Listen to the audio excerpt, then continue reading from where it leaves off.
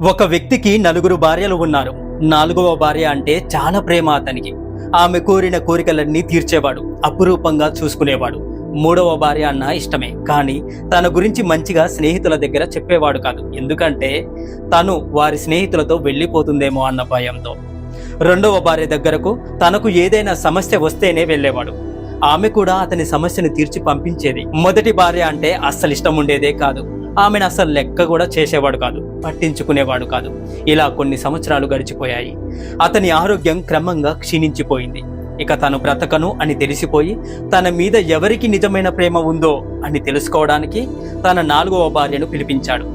నేను మరణానికి అతి దగ్గరలో ఉన్నాను, నిన్ను చాలా ప్రేమగా చూసుకున్నాను కదా, నాతో పాటు నువ్వు కూడా వచ్చేసేయి, మరణంలో కూడా నాకు నీతోడే కావాలి అన్నాడు.